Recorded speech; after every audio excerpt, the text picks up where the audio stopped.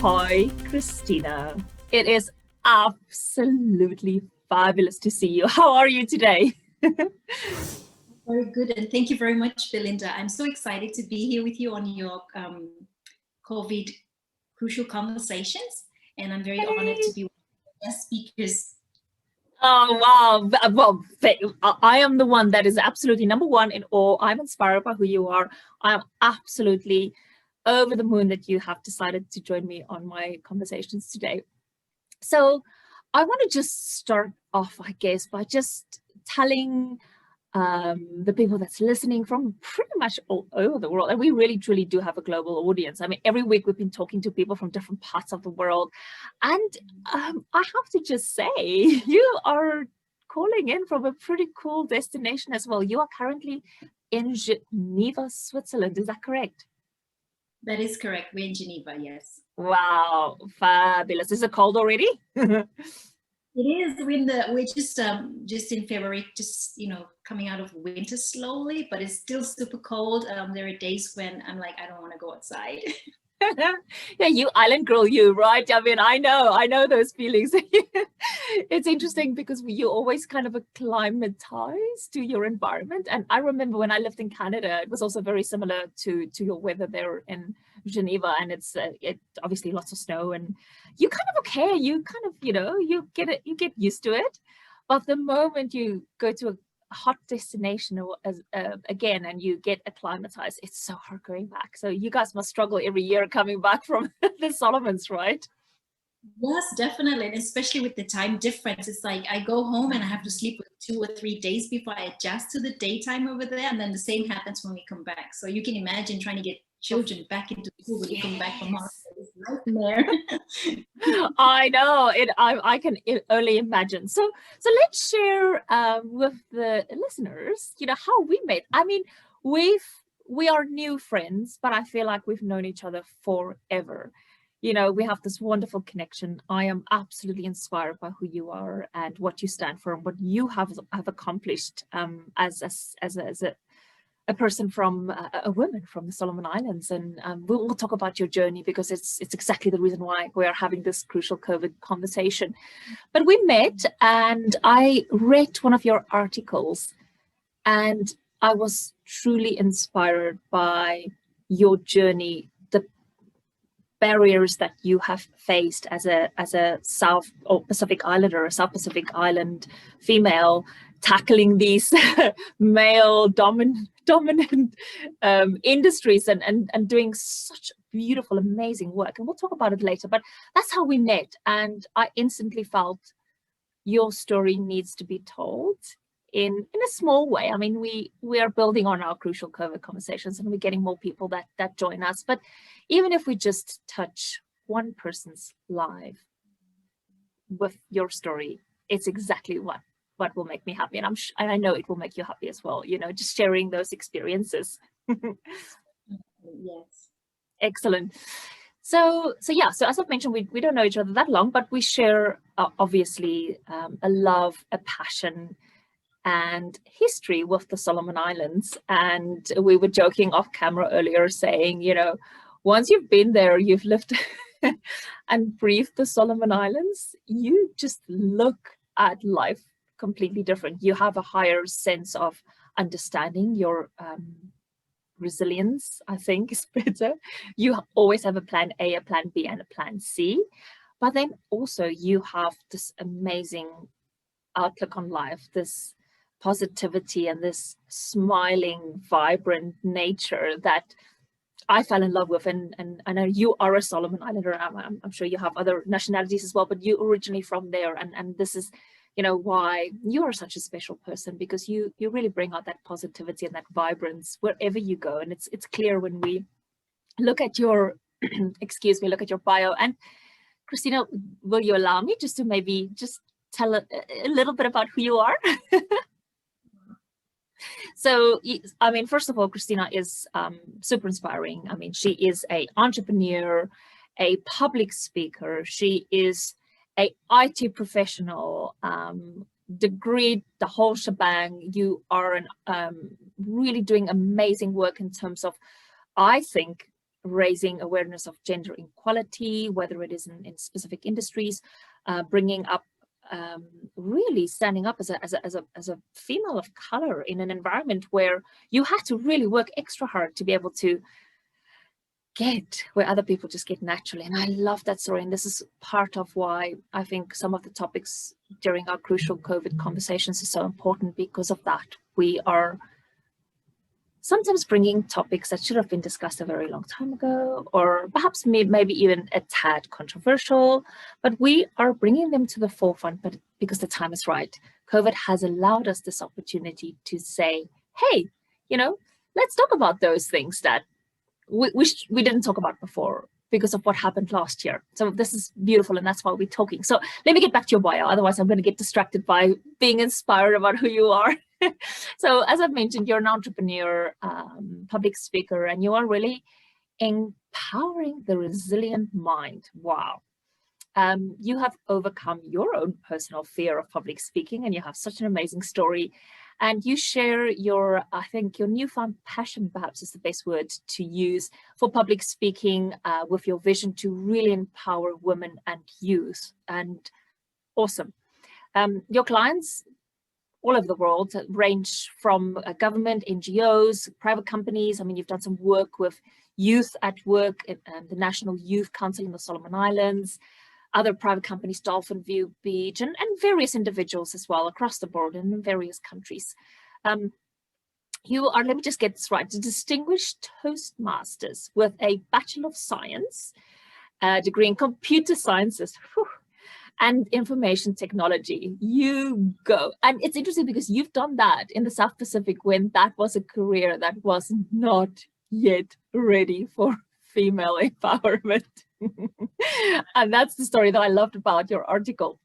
And you have over 5 years of experience delivering and speaking at public events, which is fabulous. You've mentored members and leaders in the Toastmasters community, participants at the United Nations meetings in Geneva, and various other young professionals as well. You've served as an area director, club president, VPM, and sergeant at the Arms of Geneva International Toastmasters Club. Wow. Very, very impressive. In 2019, as the Division D winner, I'm not sure what that means, I'm sure you'll tell us. You participated in the District 109 Toastmasters English speech competition in Geneva, Italy. Wow. Oh, no, Genoa, Italy. Sorry, Geneva, Italy. That doesn't even exist. And you worked 5 years with the Pacific Islands Forum Fisheries Agency, FFA. I want to hear more about that. Headquartered in Honiara at the time. And you've spent 8 years with the Solomon Islands Permanent Mission, accredited to the United Nations based in Geneva, where you are currently still based.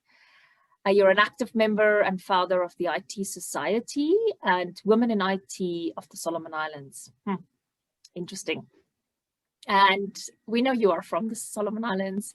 You now live in Switzerland. You have a family. We were joking earlier about bringing up Solomon Island kids in Switzerland and having this weird concoction of a blended family where the kids are much more Swiss than the parents, and you're trying to, make all of this work. So that's a little bio, and I know that your journey is so much more interesting and so much more in depth than what I could possibly do it justice. Is there anything, Christina, that you want to just bring up that I may have missed, or anything else that you want to just talk about right now before we start? I think you mentioned just, generally overall what I have been doing over the course of, I don't know how old or how young I am, but yes, like there's more depth to what we see on paper. And I think when we have the conversation, we might bring some of these things out. But you've mentioned what basically that I have been doing over the years that I have shared with people and put out in public. Excellent. Well, that's quite the career. I was joking with somebody the other day, Christina, where we were saying 2020 doesn't count. So we could all just minus a year of however old we are, because we don't count 2020. It's not for the books. So exactly. So we will talk more about the other things, but let's just get this crucial COVID conversation started. So whatever I haven't covered, tell me who you are. And during this time, Christina, what gets you out of bed every morning? What motivates you? Right, that's a tough question. You know, when you say, who are you? Who are you? And it's really difficult. Do I identify as a mother? Do I identify as a wife? Do I identify as a career woman? And which career do I identify with? You know, it's really a challenge to try and to say, this is who I am. But I guess, like in the story that you read in Pacific Online, when as a child I said I want to grow up and do, you know, so many different things. And I guess that's who we are as a person. We are so many different things in so many different ways. And so when you ask who am I simply just say, you know, there's so many different parts of me, but if I were to look at it in a holistic manner, it's just I am simply me as a person.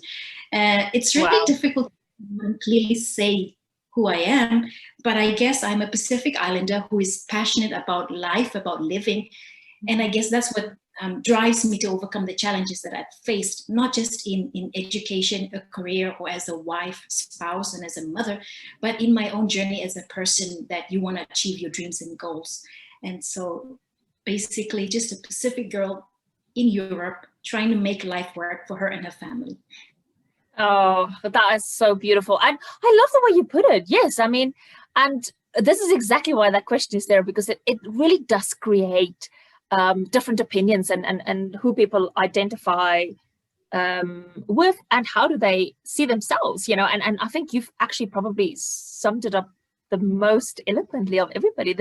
I am just Christina. And it's hard to say, unless you ask me a specific question about this journey or this experience, which we will, it's hard to say this is because I'm a holistic person. I'm everything. And I love that. It's also really cool for me to hear that you still identify so much as being a Pacific Islander, and because that's your roots, right? It's who you are. And you may have now evolved in a different direction, which certainly adds to the difference that you make in the world, but it's still who you are, right? So tell me, how do you, what gets you out of bed every morning now during this crisis? I mean, I'm sure your life has been 100% different last year. I mean, you also have some teenagers, smaller kids in the house. Your whole life has changed. So what really makes you get out of bed at the moment, considering where we are in the midst of this crisis, and you guys in Europe are still in the middle of this crisis, like us here in Africa, right? Yeah. When we start, you know, when COVID swept across Europe, nobody was really prepared for what was going to unfold. And it was during a transition where I was leaving the mission because the mission was closing. And I was thinking about, yes, I'm fired up. I'm going to go focus on my business now. I can do me and be my own boss and, you know, and drive that thing. I was thinking, you know, and then I came back into the house and there was the children in there. There was the husband in there. And where's my office? You know, which corner of this house is going to be my office? And I had to figure that out. Not only that, having spent so many years sitting at a desk in an office, you know, your physical energy is drained also because you're not strong in the core of your body physically because you've been sitting down for too long. And so COVID kind of just brought so many things to the forefront that had been swept under the carpet, put on the side or on the back burner, and all of a sudden they become immediately in front of you and you have to deal with all of it all at the same time. And what gets me up and out in the morning is that I need that energy. I need to bring that energy up in order to drive myself to say, okay, kids, this is the schedule. There are days when I'm not smiling at them, but I actually kind of have to have that energy to not only drive myself to reach my own goals, but to drive my children and my relationship with my husband. I mean, you can call it a marriage, you can call it partnership in these different ways. But for me, it's always going to be a relationship with a person that I'm passionate and I've fallen in love with. But to keep these relationships happy and in peak condition, you need that energy. Yeah. So what I have done is that I get up and I have to heal myself, or I have to bring something for myself. It's selfish, I know, but I have to take care of me in order to take care of the people around me. So what I've been doing, I have routine. Yes, I have a fitness routine that drives my physical energy up. Once the physical energy up, my mental state is there, and then I'm like, okay, people, let's go. So I guess that's what gets me. That is, I mean, I'm energized just listening to you. I mean, I want to go and work out with you. I mean, like, I'm ready.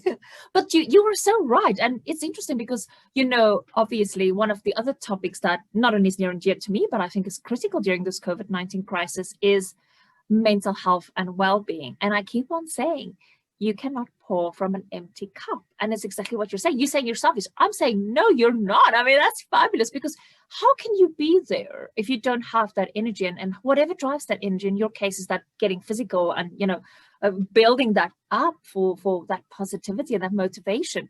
However you get it, I mean, you still need to fill your cup. And I think it's amazing that you're able to do that.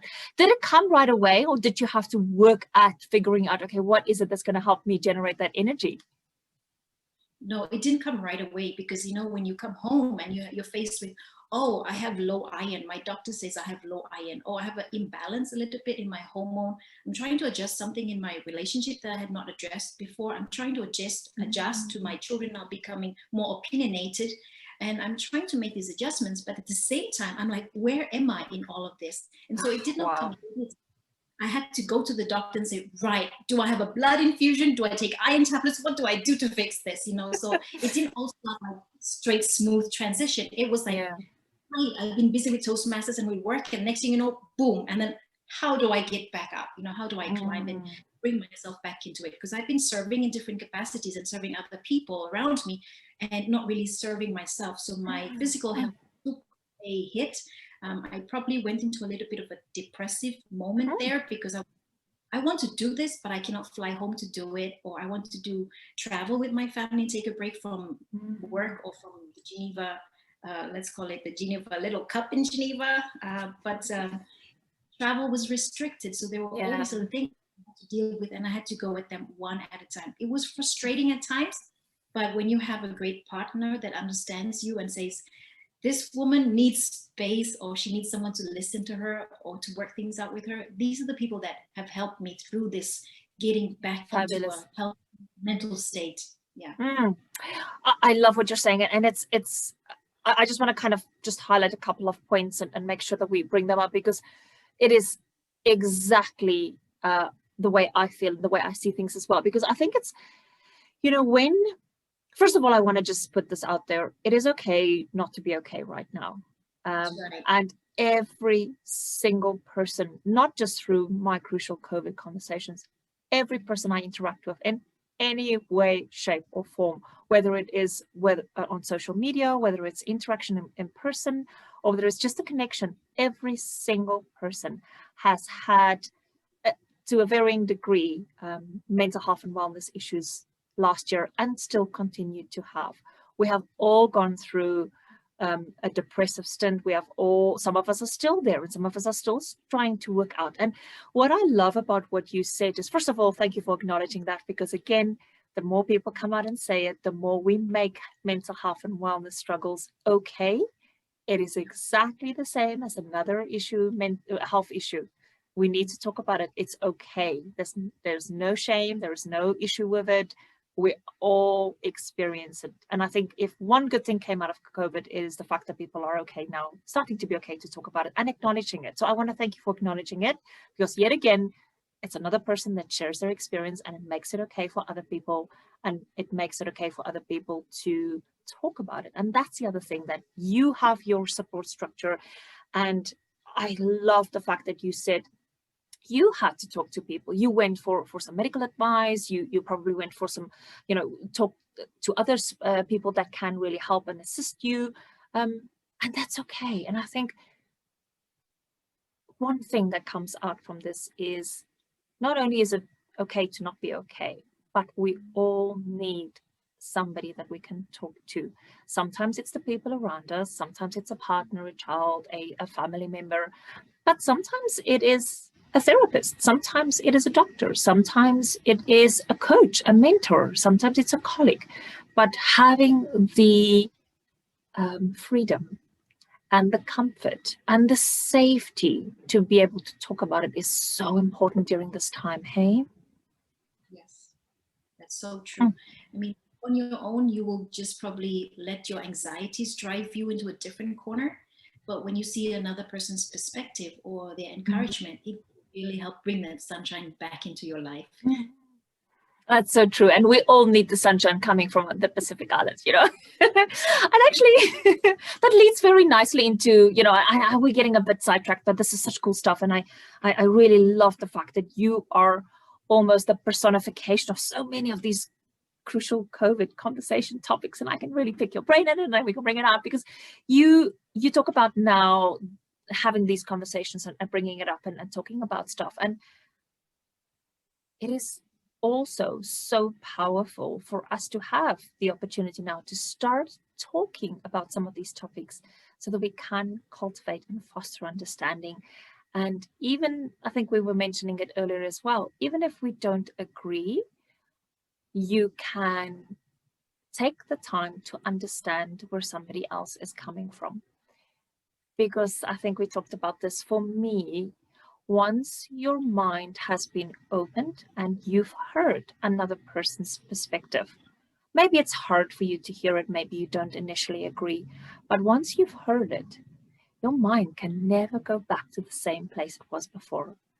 And that's how change happens. And this is why conversations are such a beautiful, important part of understanding the struggles that people have gone through. Your struggles could never be mine. And if I don't ask the questions to make sure that I understand, so that I can be a better person and a better individual, what is the purpose of having a conversation, right? Right. Yeah. It's And right. Go ahead.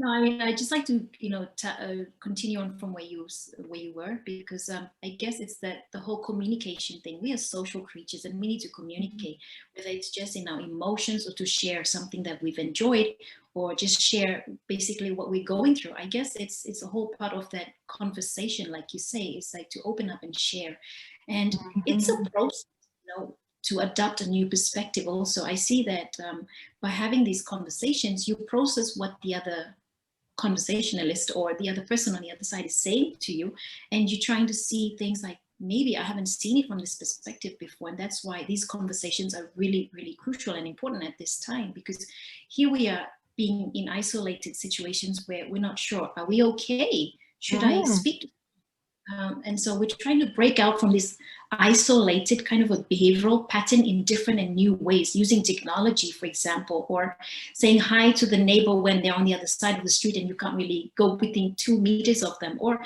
sitting together in a space where you just put your mask on, you know. And I've been on walks with another couple that is a very close friend of ours, and we've been wearing our masks on the walk, and it's kind of not really nice to put the mask on, but you have to socialize and have those conversations. Totally agree with you on that. Yeah, true. Absolutely true. And, you know, we are, luckily, we are resilient and we are adaptable, and we are pathing new ways forward. And, you know, another friend of mine was really saying the time we are in great pause as humanity. We are pausing right now, and things are slowly start to happen, and you know, the ball starting to roll again, perhaps in a completely different direction, and that's also okay. But let's make sure that, first of all, we know we can adapt and we can be okay on the other side, but let's make sure that the choices we make in terms of how we interact, how we communicate, how do we respect each other, how do we appreciate each other, how do we appreciate the environment, how do we appreciate people's different mental health and well-being states, and how do we treat how do we make sure that the choices that we make is better than what we did 24 months ago. And this is the time, right? This is the time to do it. That leads us, Christina, fabulously into the question that I have for you. And I'm hoping it's not as tough as my first one. I'm just kidding. What did you learn from 2020? I mean, whether you just put your holistic approach on, or just talk about some trends that you've seen, or your specific uniqueness in terms of being Pacific Islander in Europe. And tell me, what did you learn from 2020? From 2020, I think we've experienced so many different things that maybe some of them is the first, especially with COVID, in coming into the scenery. But I guess there are certain things that remain the same, and these are personal development challenges. How do we overcome our own limiting mindsets? How do we, expand our identity? These are pre-COVID issues, but they become more prominent, or they stand out more, especially in this moment when you say, like, we take a pause. And it's during this pause that we can actually see, what is it that we're doing? Are we just busy, just being busy day to day? Or are we really making choices that reflect what we say we want to do in life, But if I'm just going to narrow it down to say myself, what did I learn from 2020? I learned a lot about leadership, expanding on the other lessons in leadership that I've learned before, because you never stop growing as a leader, or if you would like to, grow into leadership or discover your leadership styles, you never stop learning. So I've discovered that here in Europe, I had this limiting mindset that, oh, I don't know much about the culture, the people, and I might come off as rude or silly, or maybe not be able to connect in some of these leadership roles. But when I I removed the labels, like, for example, there was a time when I went to an online meeting that was held in Brussels, and I was on that meeting, and I didn't realize that that meeting was in Brussels, because I came on the link and I just clicked, a friend sent it to me, I clicked and I joined. And it was only after the meeting that I realized that these people are from a different country, different culture, but I didn't feel any different from them. I didn't feel like they were anything different from someone that I had, met at the shop or down the road, or a neighbor, or somebody that I could easily open up and speak to. And then I found that I need to put aside all my labels, or looking at things in a way that, created a gap between me and reaching out to the person next to me. And when I saw that, I was able to say, look, I am from the Pacific, but as global citizen, we are just people who need each other. And we need to, build those relationships with each other, instead of looking at what could go wrong. Let's look at what could go right and work on that. So there's a lot I learned in leadership, build empowering relationships. And there's also a lot I learned about myself, because like I said earlier, when I came out of the office space and I had to deal with my being at home with my husband almost 24/7, it was like, so where do we pick up from the honeymoon, or where was the last time we left this relationship? Where do we move on from here? Because we've always been busy with other things. So now, how do we build this romantic, dance? Where do we pick up from? So that's a challenge that I had to learn about myself. Like, he was saying things that I did not really pay attention to. So I learned a lot about myself, the relationships I'm building, the kind of leader that I want to be. And most importantly, I need to expand my identity and skill sets, because I don't have much of a business skill set. And I'm thinking, Belinda here has a lot of experience in this area, which let's partner. So there's a lot to learn, not just career-wise. Where did you want us to take off from? Yes, let's. Sorry for everybody. We had a bit of a computer glitch. So we were talking now about specifically what you've learned from 2020, and we were laughing about your beautiful way of describing. Where do you pick the sudden 24/7 being together with the hubby? Where do you pick it up? I mean, where do you start, and where do you learn, and where do you make this time together valuable, right? Yes, so if I were to just continue from there, it's about learning about myself mostly. And there were times when he would say things that maybe I never really paid much attention to what he was saying to me pre-COVID.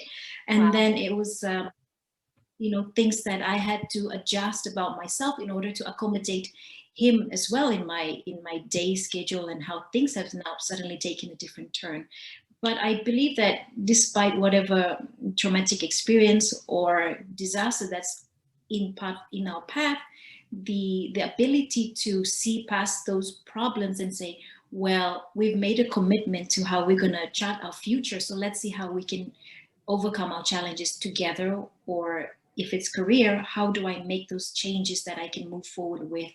Or how do I step outside of my comfort zone and pick up new skills? Because I don't have business skills that now I'm thinking business has moved online. We've been talking about e-commerce for too long for least developed countries, and now it's like we have to get into it. And so exactly. There are so many things I have yet to learn, and not only learn from, a proper formal education system, but to learn from the people who are out there in the industry, like Belinda here, for example.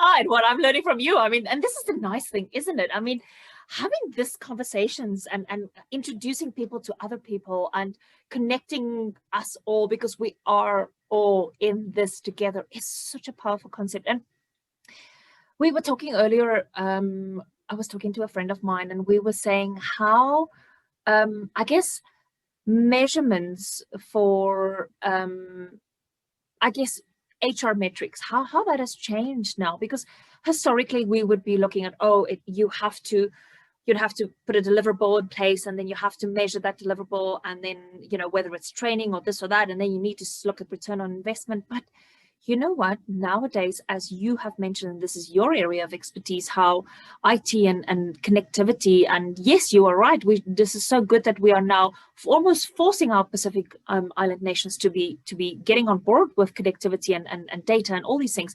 But we were saying how the conversations that happen, whether it's virtually, perhaps more so during COVID-19, but conversations that happen, that's where we learn the most, and that's where we feel the most comfortable. We feel safe. We feel okay to share our thoughts and our feelings, and that's where we learn. But how do we make sure that the people in power and the people in leading roles in corporations understand that these is harder to measure? You can't always measure the impact. And you were talking about leadership development earlier, and I loved the way that you described it, because we continue to learn, and the way that you have diversified, and the way how you just get it, you understand and you realize, I have to diversify. I have to learn as a leader. I mean, I have to stop, continue. I can't stop now because of COVID, and I have to diversify myself. I have to look at different skill sets to be able to look at different opportunities in terms of business, and use the transferable skills and apply that differently. And that's such a powerful thing, because that's the only way that you can move forward. And, I really want to just quickly highlight, and I want to come back with what you've said, and I want to use your exact words, because this is so powerful, Christina. You talked about, once you removed the labels, you were able to move past stuff. How powerful is that? It's not just, labels as in what I bring or what you bring, but it is also labels that society put there, or historically has always been put in place.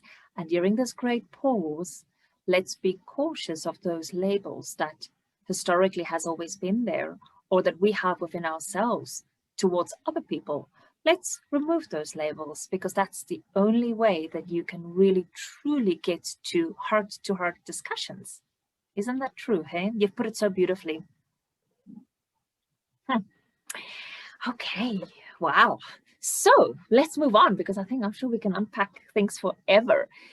What do you look forward to in 2021? I want to get this question out, because then I want to really talk about this beautiful article you wrote, and the how you've broken down gender, color, historic career boundaries. Then I want to get to those things, because that's such a beautiful, powerful journey that you've had. So first of all, tell me, what do you look forward to in 2021? In 2021, what do I look forward to? I'm going to start from a personal perspective first. Please, if you're comfortable, I am. So for myself, I look forward to having a body that's much stronger, more energy, that I could bring more to my family, to my relationship with my husband, and of course, give more to the people that I would like to serve. And there's that part of me that I would like to build on. Now, I cannot wait for, a destination or a point in time to say, now I'm ready, now I'm going to start giving. No, I'd like to do that, simultaneously. Yeah. And also in 2021, I look forward to giving more time to developing the content that I would like to create for packaging as part of my business, to say, this is the services that I would like to offer for you and the women that I would like to serve.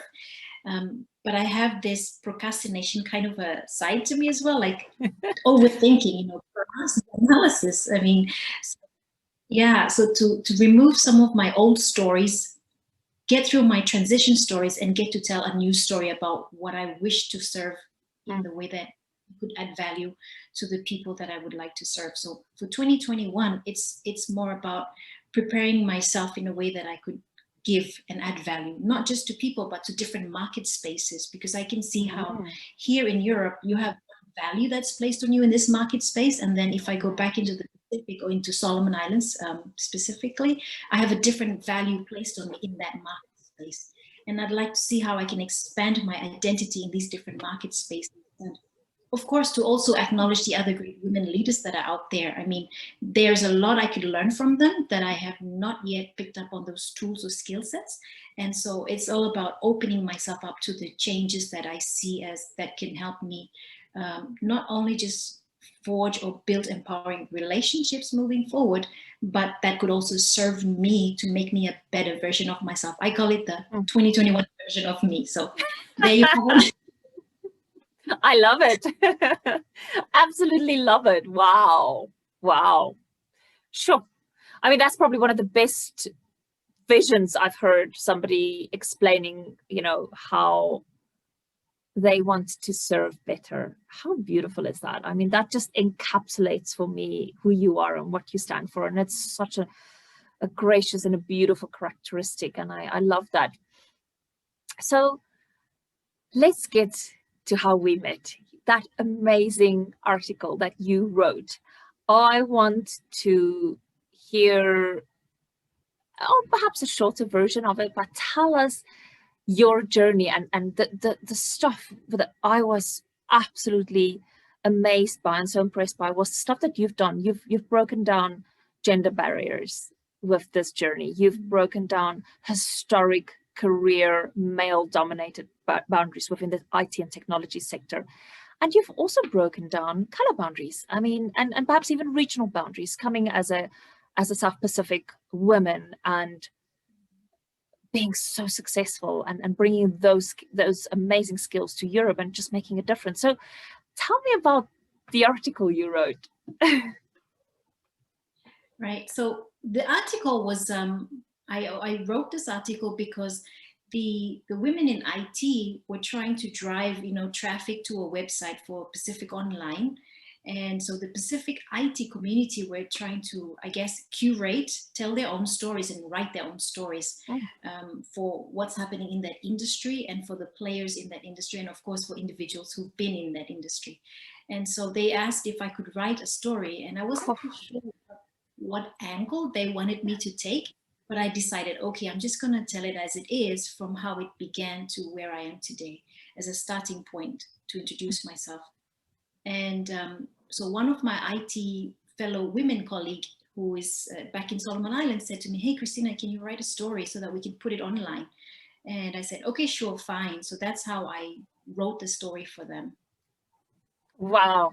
And give us a snapshot. I mean, tell the listeners, first of all, I will share at when we launch, I will share where people can actually read this amazing story that you wrote. But give us a little snippet. I mean, you were really talking about how you grew up and what your goal was. And then through a myriad of beautiful experiences, it led to where you are now. And indirectly, I mean, we were talking earlier where you said perhaps, oh, I didn't realize, how important this journey was and how important it is to be told. But it is critical because it is exactly the good stories and the motivational stories of breaking barriers and boundaries and tackling those things that historically was seen differently during COVID-19. It's exactly what is important. And that article was almost written as a crucial COVID conversation. So give us a little snapshot. I mean, just a little bit of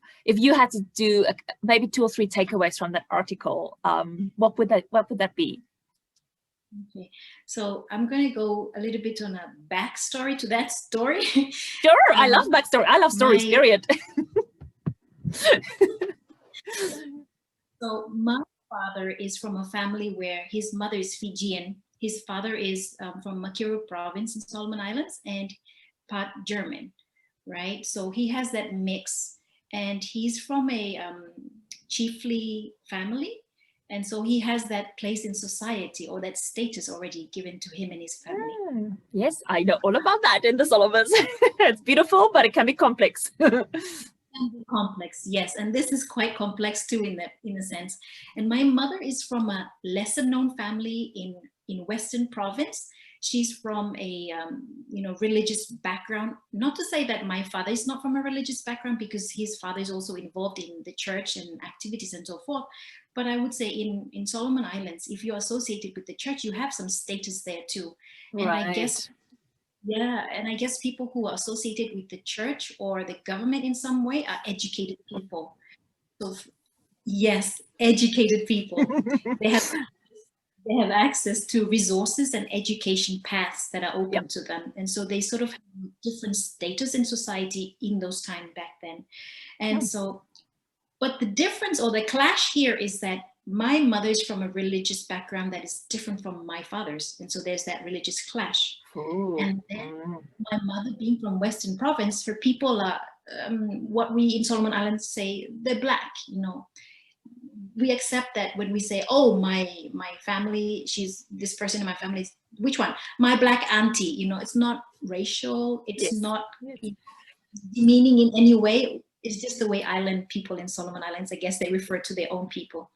And so because of these differences, somehow my family had a difficulty trying to accept my mother. Well, my father's side had difficulty trying to accept my mother.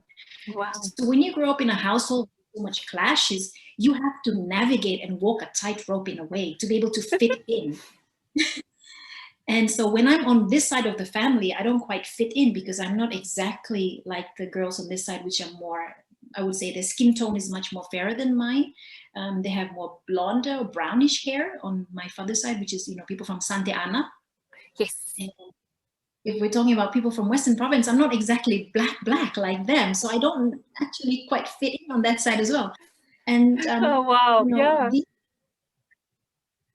So these differences, they create a space for you to say, who am I? What do I do? And how do I manage myself in this corridor? And I guess it leads to, you have to stand back and say, if I'm not that color, and I'm not that color, and I don't speak this language well, or I don't speak that language well, who do I identify with? Now I have to form my own identity. Wow, powerful. Go on. I love this. This is so topical. Yes, go on. And then it also gives you a space where you're always second guessing yourself at some point, because there's not very many like you at this point in time, right? So you're like, but she's more prettier than me and she's accepted into society. What? I'm not that pretty. You start doing these other, the judgment on yourself. And then you go through a different process of how you see how society looks at you and your family. And then as you progress through your childhood and determine what do I want to be when I grow up, you start to have ideas about, well, what else is out there that I've not yet seen? What are the new things that I've not explored? And my father being a mechanic, to me, it's almost like he didn't treat me like a girl. He said, you bring the spanner and I expect you to know what a spanner is. And I'm like, what the heck? Okay, let me get the spanner. So he didn't teach me to behave like a girl, suppressed in that way. My mother expected me to be a girl, but she didn't also put restrictions on myself to an extent that limited the way I could dream and wish for things. But they only went as far as the college level education in Solomon Islands. And so at a certain point in my high school year, when my father asked me, Christina, have you put in the application to go to college here in what they now call the Solomon Islands National University, but not a university back then? And I said, no, I didn't. And he said, what are you thinking, girl? You want to continue your education? Because all he had in mind was after you go through high school, you end up in college. He never thought about university. Wow. Whereas there was an uncle who was always talking to me about, what do you want to do when you get to university? And I was like, university? Okay, that's a different path I didn't think of earlier. So I have different people who sort of opened my mind to different things, or who showed me what they were able to achieve. And I said, but I don't want to achieve what you want to achieve. I want to achieve something else different. Fabulous. And you have to try and balance these things. Now, it's not always like how I put it, it's not a pretty picture, because there are other issues that I'm not talking about yet at this point that have played out that are very negative. But I guess that's the balance we have in life. The mountain is as high as deep the valley is. And so there are different challenges that make you see yourself not as a gender, but make you see yourself as a person with goals and dreams. Oof. Okay. Wow. First of all, I never knew that story. So I think it is super, super applicable. And it just, again, shines, who you are shines through, and the way you approach things. And I think that the story is also so important because it highlights a lot of struggles that so many people are dealing with as our world gets more diverse, which it should.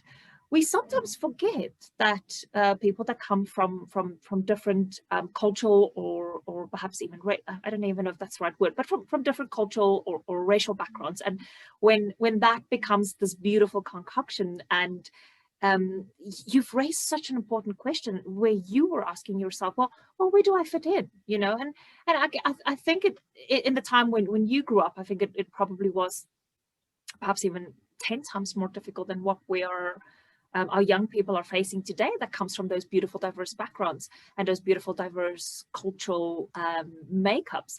But it's important that you brought it up, because I am sure that there are many people that even currently are struggling with those questions. Where do I find my identity? I don't quite identify here.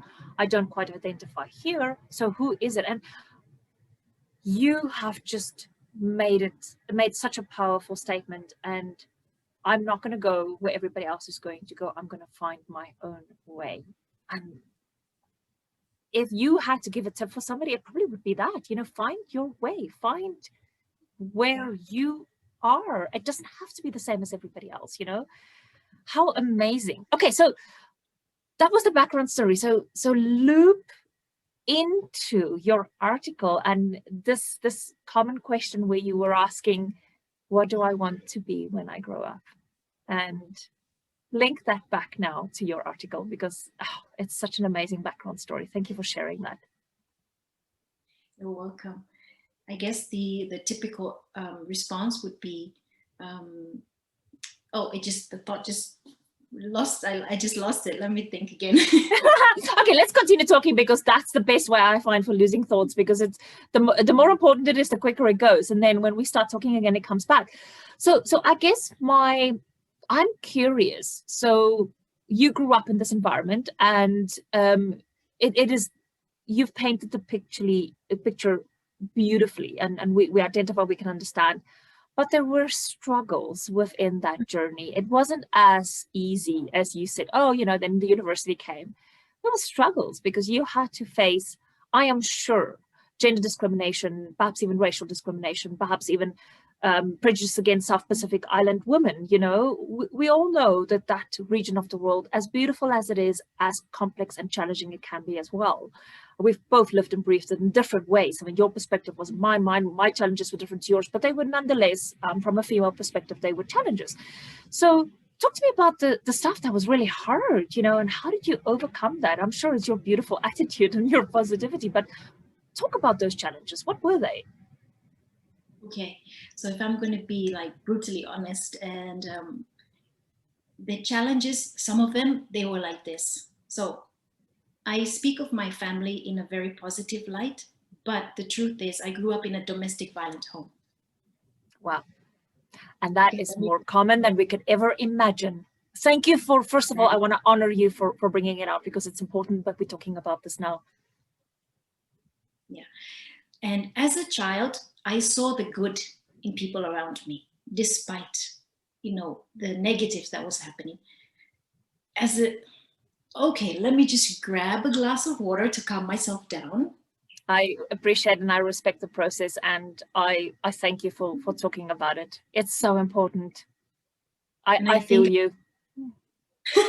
Thank you. And also for allowing me the space to speak about this, because I've been wanting to talk about this for a while, but I just didn't know when or how. Life has this way to give us those opportunities, and it sometimes comes in the most unexpected ways, and that is beautiful. Share your story, please. I'm honored to hear it. As children, we all dream, but then some children, they get their wings clipped. Others, they break free from those cages and they fly. Early or later in life, but they do break free from limiting, whether it's imposed on them or their own mindset telling them that they can't do or cannot be, they break free. So one of the stories that helped me in my own mind as a child, that was one of my tunnel, light at the end of the tunnel. It was one of the, when I was in primary and my parents were busy with their own, issues and stuff. And nobody showed up to tell the principal that Christina will, after primary school, will go to this high school as first choice and second choice and so forth. Because as part of administration, parents are supposed to fill up a form to tell the school what the child will do after this primary years. Nobody showed up. And it was a blessing, because I went there and I said, I'm going here, I'm going here, I'm going there. You've paved your own way already. Wow. I was that mishap became my fortune, my good fortune. Wow. So I was able to pick a high school that my parents would not have picked for me, because I saw the way they charted for my brother, who was 2 years older than me. And so I was able to start my journey, as in decide for myself then. And while even in high school, the domestic violence was still ongoing. And then I realized something.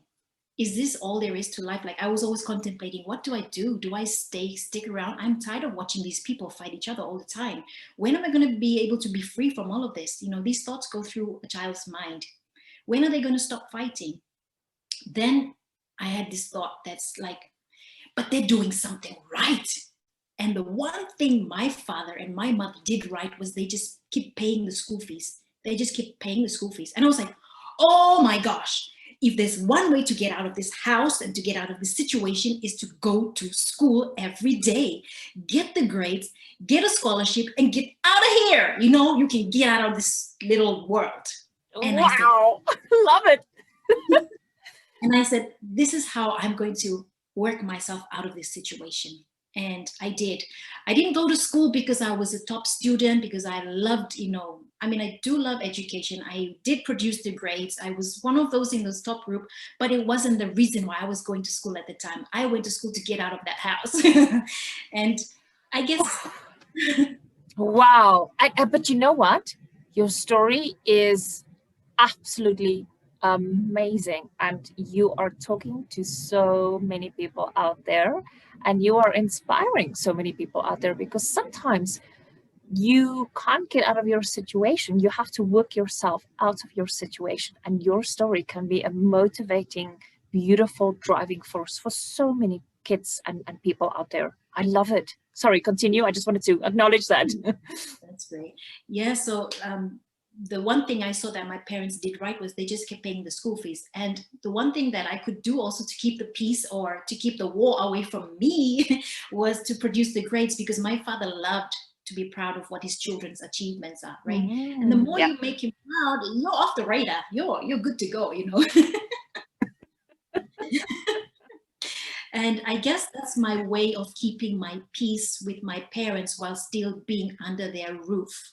And that brings me to something that I've created. Like, I love quotes. And so I created one for myself, because my father said, when you're in my house, you have to follow my rules, and you have to do this and do this and do this, and you have to behave this way. You have to be a, decent person, like this and like this. And so my quote to myself at the time was, Dad, under your roof, your rules. Guess what? Under my roof, it'll be my rules. And it is so, right? So, you have to find different ways of inspiring or motivating yourself, because if there's no cheerleader who's going to come along and cheer you on, man, girl, you better be your own cheerleader, you know. Exactly. I love that energy, and I love the quote, and I love just your vision on that. I mean, that's just wow. I have to just breathe through that, because it is absolutely powerful. So how has that attitude in your life helped you then deal with this COVID crisis? Because you're a force of nature, man. You are a force to be reckoned with. I mean, your energy, your positivity, and your outlook on life is overwhelmingly infectious. So how has that helped you, and how can you share that we can also find inspiration in other people that's really struggling now? How do we, tell us, what can we do? How does it help you? I guess the challenges you go through are not as important as what do you do about it. Because we all face challenges, right? Whether they're positive challenges because we're having, luxury problem, like, oh, which chocolate do I buy when I go to the Swiss shop, right? That's a luxury challenge. Or I don't want to hear about those chocolates. You're not allowed to talk about them, please.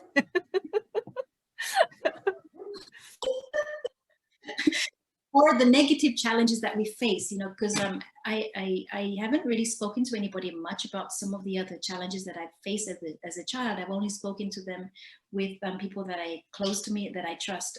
Not my parents. I've not spoken it with my siblings so much, but with my husband, who is my very good best friend. I share a lot with him. And for us women, I think the trauma or the journeys that we've been through as children, teenagers, young women, young professionals, the story is all bottled up inside.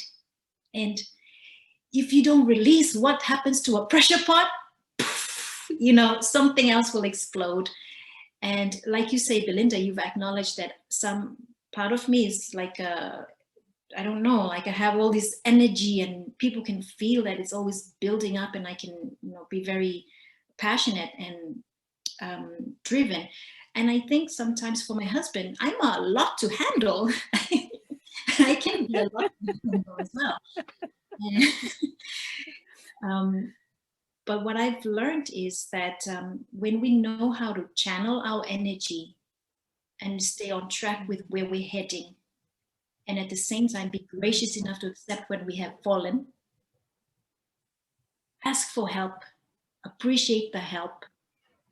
It's part of life. It's part of the way we grow. It's part of the process of taking ourselves from where we are to where we would like to be. And so, like I was saying, it's not necessarily what happened to you, it's what you do about it. And I didn't come up with great attitude all by myself. No.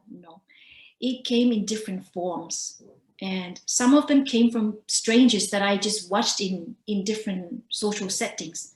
Wow, how is it that woman, her husband just dumped her, and she's up there in front smiling and she's addressing an audience? It's part of her identity. And I'm like, yeah, I want to be that strong too. Or other times I would refer to people that I've never met in my life, but have inspired and influenced me. Now, before I came to Europe, I was just reading quotes. You know how you have those little desk calendars? They had little quotes on them? Yes.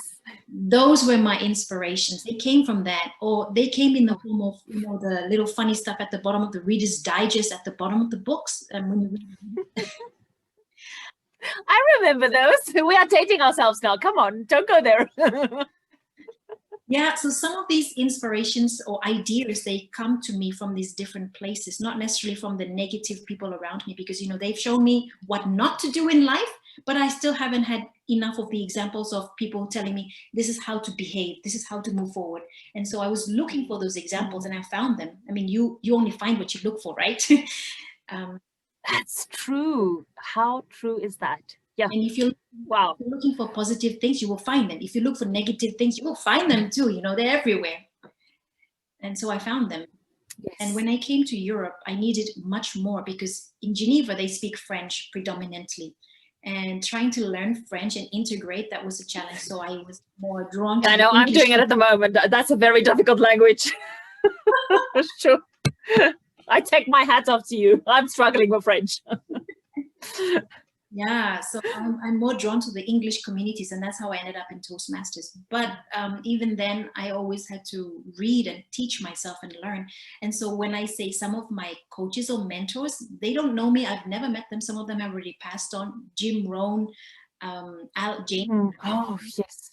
What a legend. Oof. Yeah, there are more that I haven't mentioned. And recently I had the privilege and honor to ask, it's a simple little thing, but for me it was something on my wish list, was to talk to Tony Robbins. And I did manage to have the moment to ask a question.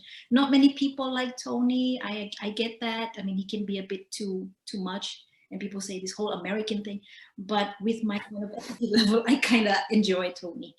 I can identify with that too. I know where you're going with that.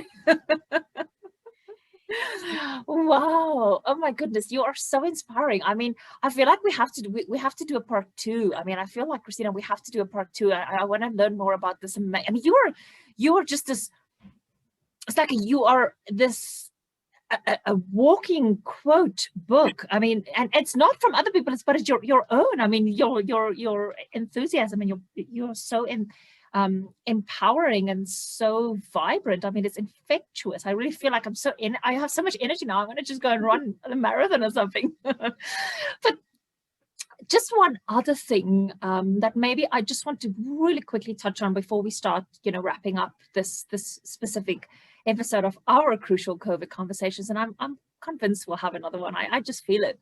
But, you were perhaps I'm not quite sure to what extent, but you really had to face harsh challenges breaking into a predominantly male, perhaps even Caucasian male. I'm not quite sure what the specific situation looked like in terms of IT and strong, really vibrant IT professionals when you went through your studies and things like that. How did you experience that, and how did you break those barriers like you did?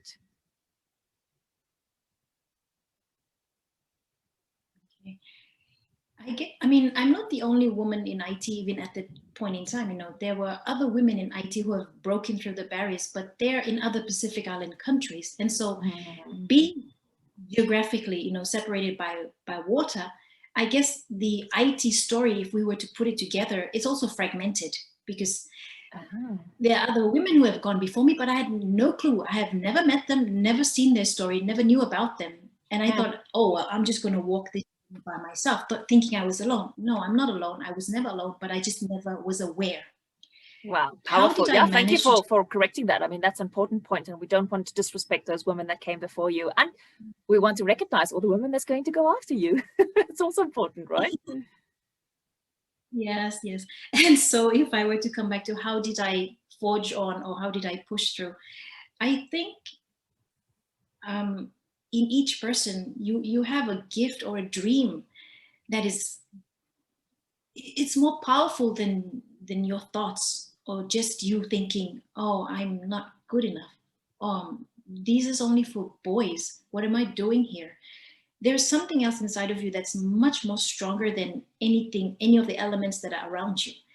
And sometimes it's also because of the challenges you face. You say, for example, I'm not going back into that house in all that domestic violence. And the only way to stay here is I have to work my butt off. I have to work hard.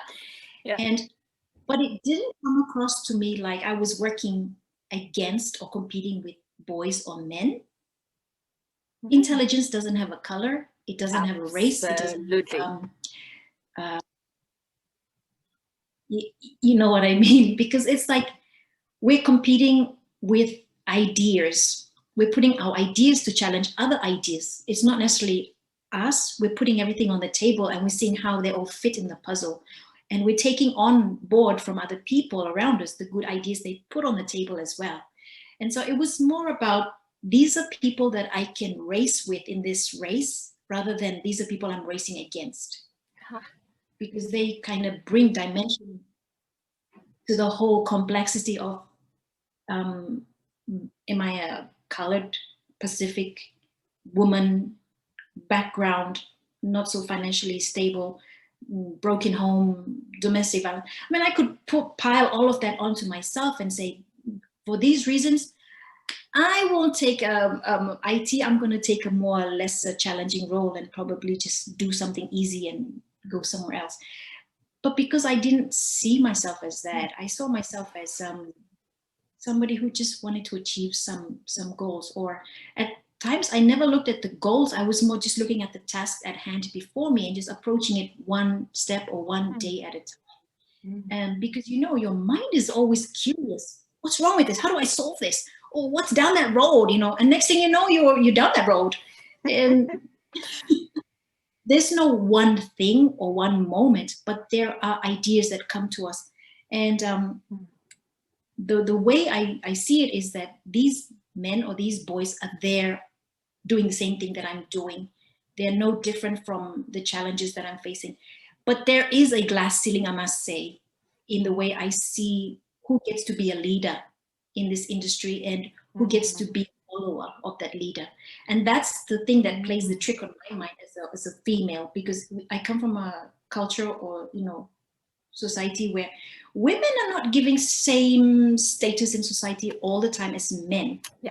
And that's visible around us every day in our daily lives. And that plays a big, trick in my mind that I'm thinking, maybe it's only the men who can be leaders in this industry. But then I didn't realize how these men were giving me leadership opportunities. It's in a different story I tell. In the way that I was saying, like I didn't have enough public speaking skills, but those leadership opportunities came at the time when I didn't have enough public speaking skills, but they came nonetheless. Powerful, hey. And it's only in retrospect that I could actually recognize what they are, what exactly it was that was handed to me at that point in time. The opportunity probably came because I was the one who never said no.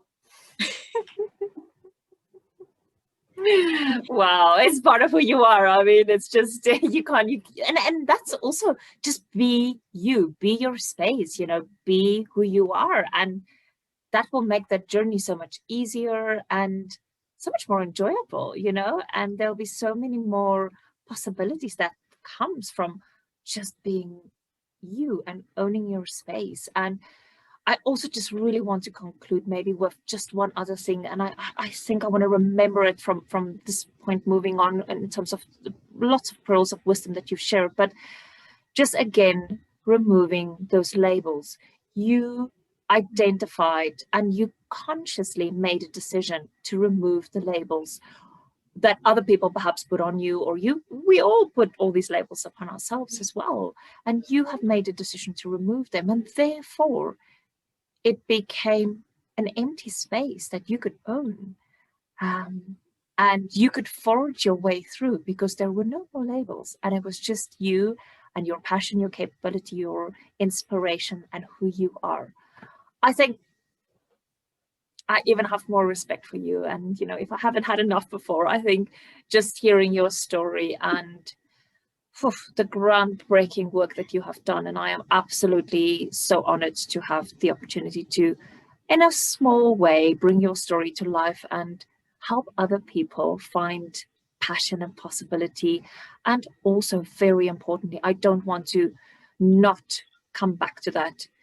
Perhaps this is the first time in this type of forum, Christina, that you have shared perhaps some of your stories as a troubled youth, and seeing and experiencing things that is very common around us. And I want to say that because it's true, but perhaps people don't feel comfortable talking about it. And if anything, I have always said from the beginning, these crucial conversations, the crucial COVID conversations, are sometimes going to bring up topics that is hard for people to hear or to listen to. And I want to thank you for your courage, because you have done these crucial conversations justice. You have brought your heart to it, and I want to acknowledge that, and I want to thank you for that, because by sharing stories like this, we path a way forward and we make it okay for us as women to talk about these things. we make it okay for us as women to share our stories and not be judged. I want us to be trauma-free, and we have the opportunity to share this, and this is the space. And I want to really acknowledge that, and I want to thank you for that, because I think that is exactly why we're doing this. You know, thank you for that. Well, thank you to Belinda. Awesome. Any other tips or resources or things? Where can we find you, Christina? Where can we hear more about? Where can we find your article? And I will share that link. But where do we find you? On LinkedIn, on Facebook, or do you have a website? Tell us where people can find you and connect with you and share their stories as well, and find inspiration, and even do business with you. Find opportunities for that. Where do we find you? Wow, this is a great opportunity to tell where you can find me. Thank you for bringing that up, Belinda. You're welcome. That's a very awesome thing to. I'm still working on my website. That's coming out, but you can find me on LinkedIn. It's Christina.Kuper. I'm on LinkedIn, and I'm also on Facebook. Also Christina Kuper on Facebook. Solomon Island Christina. There's so many Christinas out there. I'm also on Gmail. It's christina.kuper@gmail.com. So Christina is CHRISTINA.KUPER@gmail.com. I'm yet to brush up on my online footprint, especially on Facebook and on LinkedIn. But if you do call for help in public speaking, or you would like to discuss more how I can help you from what you've heard so far, I'll be happy to. So please feel free to reach out. And of course, I also would like to learn from other people too. So I'm open to building empowering relationships moving forward. Thank you. Awesome. Yes, I was going to say, remember, it's Kuper with a K, not COOPRA. So Christina, again, I'm feeling that we'll have a part 2 or a part B to this. I feel that there is more stories, there's more energy to be shared. Again, I thank you from the bottom of my heart for joining me for this crucial COVID conversation. And you're an inspiration, and I know that you will be touching lives through your stories, and you will continue to do so in future. I'm looking forward to chat again soon. Thank you. Thank you also, Belinda.